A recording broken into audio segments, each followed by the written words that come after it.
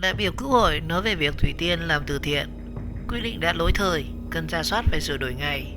Đại biểu Lê Thanh Vân cho rằng việc ca sĩ Thủy Tiên làm từ thiện nên được khuyến khích và những tấm gương đó có tính chất lan tỏa trong xã hội rất cao.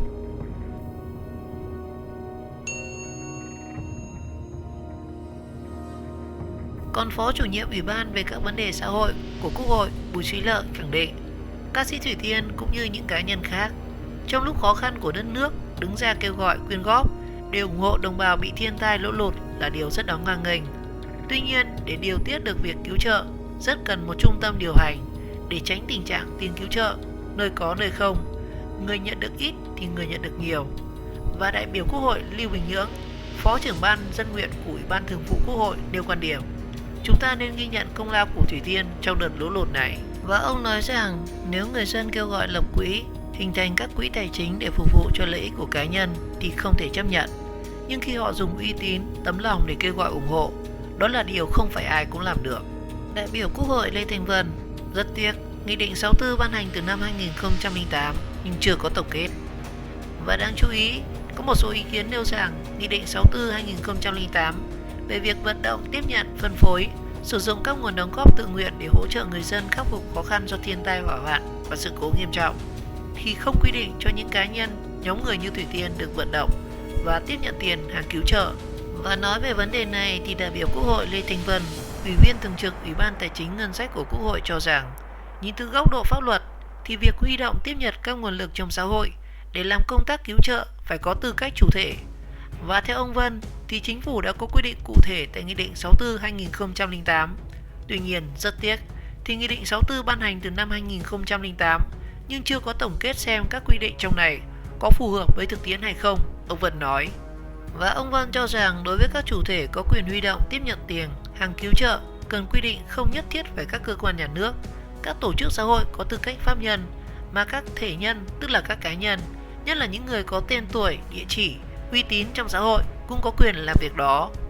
Và cùng với đó thì cần có thủ tục đơn giản để các cá nhân có thể đăng ký thực hiện việc tiếp nhận tiền, hàng cứu trợ và chịu trách nhiệm trước pháp luật.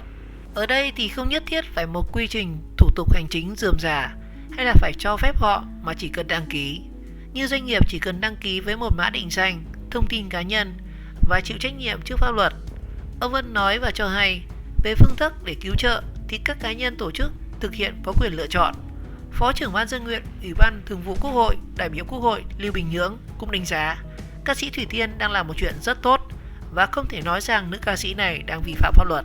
Và ông cho rằng từ thực tế thì trường hợp làm từ thiện của ca sĩ Thủy Tiên cần nhìn nhận lại để thấy rằng quy định về việc này đã rất lỗi thời và phải rà soát sửa đổi sao cho phù hợp với thực tiễn.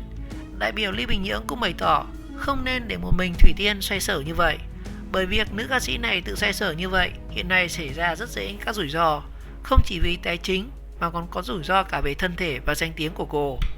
Tôi rất hoan nghênh hành động nhân văn của ca sĩ Thủy Tiên, nhưng tôi cũng có một lời khuyên là Thủy Tiên hãy cùng huy động với mọi người làm với mình để hỗ trợ nhanh nhất đối với bà con và tránh những câu chuyện y xèo về tiền bạc sau này, ông Nhưỡng chia sẻ. Cần phải có hỗ trợ chuyên môn cho các hoạt động thiện nguyện và quy định để tránh trục lợi. Góp ý thêm từ thực tiễn từ việc làm từ thiện của ca sĩ Thủy Tiên thì ông Vân cho rằng rất cần có sự hỗ trợ về mặt chuyên môn của các hoạt động cứu nạn, cứu hộ để hướng dẫn cho các cá nhân, nhóm làm từ thiện để tránh xảy ra sự cố đáng tiếc. Ngoài ra thì cần hướng dẫn thêm về vấn đề tài chính. Tôi thấy rằng nhóm của Thủy Tiên đi trong vùng lũ thì rất cần có sự hỗ trợ về mặt chuyên môn của các hoạt động cứu trợ và cứu nạn. Có những lúc xảy ra rất nguy hiểm, ông Vân nêu quan điểm. Và đại biểu Quốc hội này nhìn nhận chính cách thức của Thủy Tiên và nhóm đã và đang thực hiện cứu trợ trong những ngày qua là một thực tiễn mà các cơ quan quản lý phải xem xét. Ở đây thì rõ ràng Thủy Tiên đã chủ động vào vùng lũ và biết lựa chọn các đối tượng cần cứu trợ như thế nào. Và tôi cũng nghĩ rằng Thủy Tiên và nhóm cũng không phải đi ban phát một cách bừa bãi, và họ sẵn sàng chịu trách nhiệm trước những nhà tài trợ và quyên góp vào tài khoản và quỹ đã thực hiện. Và chắc chắn họ cũng đã sẵn sàng để minh bạch mọi thứ, ông Vân nêu quan điểm. Và bên cạnh đó thì đại biểu Quốc hội Lê Thanh Vân nhấn mạnh phải có những quy định ngăn cấm để xử lý những hành vi lạm dụng thiên tai, địch họa, rồi nhân danh cá nhân kêu gọi quyên góp, cứu trợ nhưng thực chất nhằm trục lợi cho bản thân.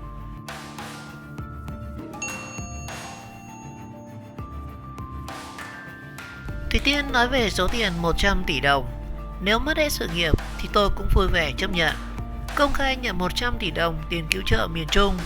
Thủy Tiên được cảnh báo không cẩn thận là sẽ mất hết sự nghiệp. Cô cho biết sẽ sẵn sàng chấp nhận rủi ro đó. Ngày 20 tháng 10, Thủy Tiên công bố đã nhận được hơn 100 tỷ đồng quyên góp ủng hộ đồng bào miền Trung. Thông tin này ngay lập tức gây tranh luận đa chiều.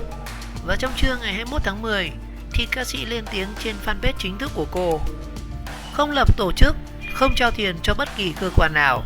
Về số tiền 100 tỷ đồng, Thủy Tiên nhận được rất nhiều lời tư vấn cho rằng cô nên lập tổ chức cứu trợ, hoặc là giao tiền cho các cơ quan chức năng để giải ngân, hoặc là thuê công ty kiểm toán. Họ lo lắng cho mình, dặn mình nên khóa tài khoản lại, vì nếu không cẩn thận là coi như mất hết tất cả sự nghiệp đã tạo dựng, Thủy Tiên cho biết.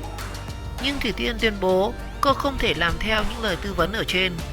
Thủy Tiên phản biện rằng tổ chức một bộ máy cồng kềnh, làm rắc rối và mất thời gian. Và nhỡ đâu trong bộ máy có người không đàng hoàng, gây ảnh hưởng đến tổ chức thì lại càng nguy hiểm, nên tuyệt đối không thể. Tôi chỉ là một cá nhân và tôi sẽ làm việc theo cái tâm của một cá nhân, mong muốn giúp đỡ cho cộng đồng. Tiền giao tận tay để giúp đỡ cho bà con và không thông qua một tổ chức nào cả, và cũng không tạo ra một tổ chức nào cả. Và rất nhiều người lo lắng Thủy Tiên sẽ bị làm khó dễ khi nhận số tiền quá lớn 100 tỷ đồng, nên cô hỏi mẹ mình là có nên đóng tài khoản hay không. Và mẹ cô khuyên cô là không nên, và có thể giữ lại số tiền này để giúp đỡ cho mọi người. Người hâm mộ còn rất lo lắng cho Thủy Tiên còn có thể gặp rắc rối khi giải ngân và đánh mất uy tín và danh tiếng từ lâu đã gây dựng được. Và cô cho biết nếu như về việc này mà mình không may mất hết, mình cũng vui vẻ chấp nhận, vì mình tin rằng số lượng người được giúp đỡ cũng đáng để cho mình có thể đánh đổi. Ai mà không đến lúc già đi và mất hết tất cả mọi thứ chứ. Mục đích chính là trao tiền mặt. Về ý kiến không nên cho tiền mặt mà nên giúp đỡ thức ăn, thì Thủy Tiên phản bác rằng mục đích chính của mình là giúp tiền mặt để người dân tái thiết cuộc sống sau lũ. Mọi người không đến tận nơi thì không thể hiểu được đâu. Người dân không đói đến mức không còn gì ăn, họ vẫn có hàng xóm và chính quyền giúp đỡ. Và điều mình chứng kiến và ám ảnh đó chính là sự hoảng loạn của người dân khi họ mất hết, trôi hết tất cả các đồ đạc, nhà cửa. Gia súc gia cầm vay ngân hàng để làm ăn cũng mất hết rồi, tủi thân lắm.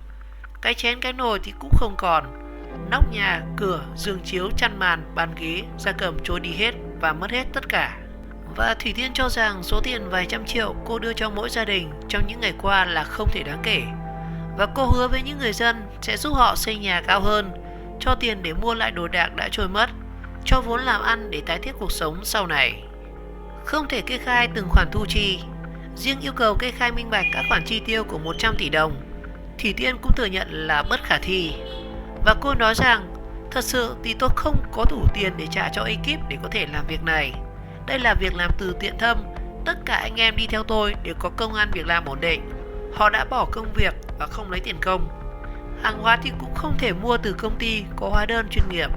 Và khi có tiền trợ, tôi nhìn mặt từng người và hoàn cảnh thì mới cho. Và thật sự không có cách gì để thuê nổi người, ghi rõ từng khoản chút chút rồi mới về tính được.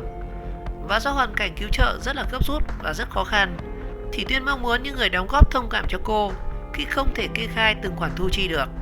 Vài chục người chạy việc còn không xuể, ăn trưa chỉ dám ăn vội vài cái bánh mì trên xe. Bữa ăn ngon nhất là ăn bát mì tôm lúc đợi thuyền hôm cuối cùng, làm gì đủ nhân lực và thời gian, Thủy Tiên chia sẻ.